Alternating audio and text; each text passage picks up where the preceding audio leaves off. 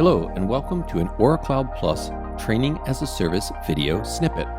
Learn to use and configure Oracle's Fusion Cloud applications in minutes, not hours.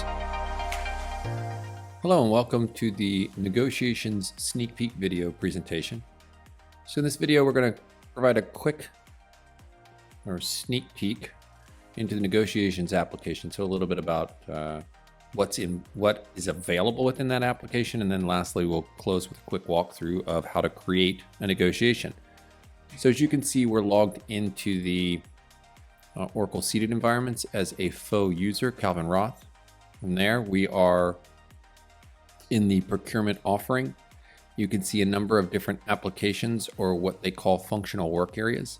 And we're going to focus on the negotiations functional work area. When you click this, it takes us to the overview or negotiations functional work area homepage. You can see a series of infolets that have different information designed to alert users or to allow the user, or in this case, a buyer or Calvin, to click into a page with lots of different transactions that have or are grouped by a particular status, which is nice. They kind of repopulate this here. And so you can see that. That's the overview page. Those are all different infolets based on the roles that have been assigned to a particular user. You can remove these infolets if you want or add them back. And you have a series of different tabs here. So let's start with the task panel. And so you can see the tasks that this particular user is able to create. The first being negotiation tasks. So you can create, manage negotiations or seller negotiations, programs which are used to group negotiations together to achieve objectives, surrogate responses, delete negotiations, and you can research suppliers. You can also manage the deliverables associated with given negotiations. And then you have access to some setup tasks here, templates, attributes, and cost factors. These are both on the requirements section. You'll see here in a minute when we go to create the actual negotiation. So before we do that, then we also have the ability to search, and not just for negotiations, or rather we have not just by number, we can search by title as well. We have advanced search if we chose to go that route. And like we have most other places, we have prior or recent negotiations. Looks and feels similar. If we were to click on favorites, we can also favorite negotiations we're working on. Then, like most of the different areas, we have, like if you think of legacy LAN work centers, where we have a series of either OTBI reports that this particular user has created, or OTBI reports that have been created by others and are shared with this user. And then lastly, although I'm not crazy about the format here, we have the ability to select a calendar. So whenever we create negotiations, those negotiations are inside of our calendar as well. And you can kind of see where I'm scrolling through these. We can see the different negotiations that are open. Like I said, the UI is not the greatest here. It wouldn't be the way I would look at these. And just like you have on your phone, you can look by single day, by all month if you really want it to be nice. You have different display options is what we're getting at, right? And so you can see those here. Okay, so like we do on all of these videos, we've done a basic walkthrough of the overview page, what these different tabs can provide. Now let's open our task panel and we want to create a negotiation. So this is just really getting you to the point of publishing it. And obviously this is a rather large endeavor. So we just want to kind of walk through, I think there's 6 or 7 different tabs, so that we have an idea of what can be done, and we'll just talk a little bit through there. But obviously these are very complicated and we could spend hours doing this. So first you have a procurement business unit. Next you have a negotiation type. And so you should understand the difference of an RFI to an RFP. For example, RFIs don't typically go to an RFQ. They most often go to an RFP if you need to have information to understand how to structure, etc. These different types here are crucial because they also can change descriptions, instruction text, etc. Then we have a style. And so this is most often good, service, complex of some kind, standard of some kind. And then within those, you have templates. So I can pick, pull, and reuse very quickly. For example, let's say I want to go buy a standard laptop. I have an outcome. You can see that gets hard coded, but there's a series of outcomes, but most often this is going to go to a blanket. or a PO, but really most often to a blanket. And then I have a currency for my negotiation. From there, I can click create. And then based on the style and the template, I have instruction text. I have a series of train stops. 7, I think is what I said, so I was pretty close. And then you navigate your way through these different train stops, and there's sub tabs, if you will, to get to the point where you're ultimately publishing your negotiation, or at least submitting it prior to publishing for approval. So let's take a quick walkthrough. So first, obviously, the cover page. Welcome to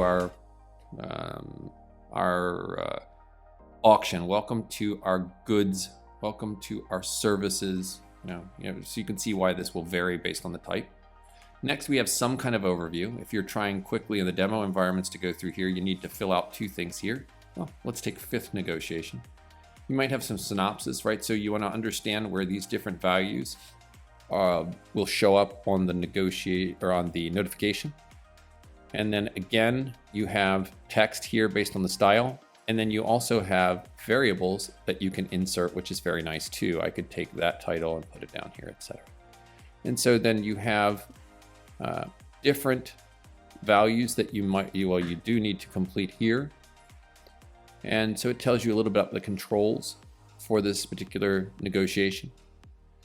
Quick note too, the word negotiations is a little bit different than most people are expecting. They want to see sourcing. Negotiation just encompasses both the sourcing aspect as well as any related deliverables.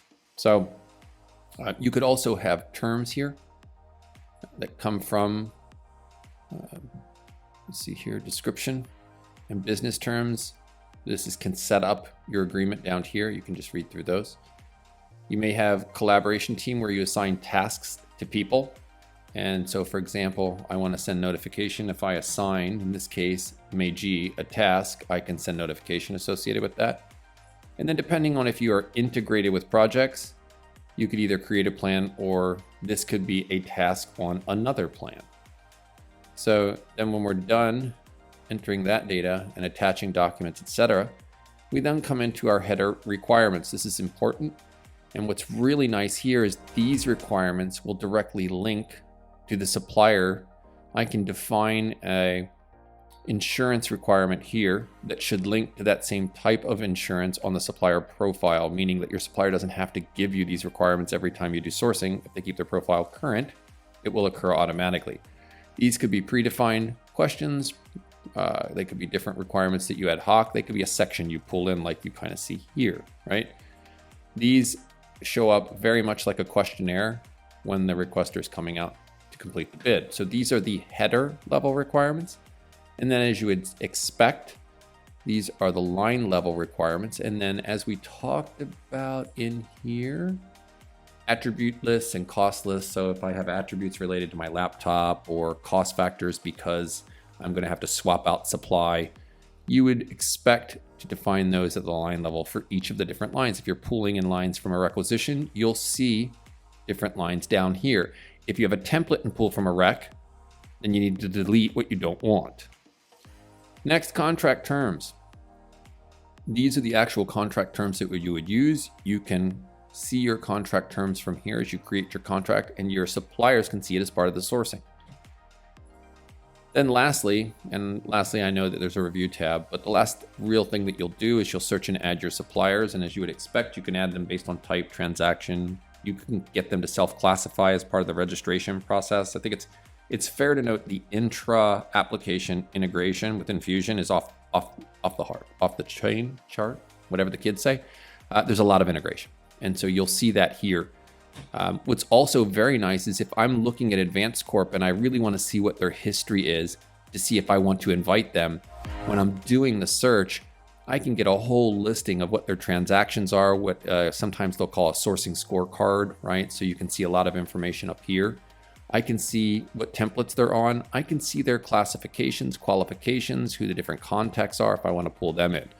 So again, intra-application integration is really, really high and very nice. So that gives you a little bit of information here related to each of the different suppliers as you're trying to fill out who you're going to invite.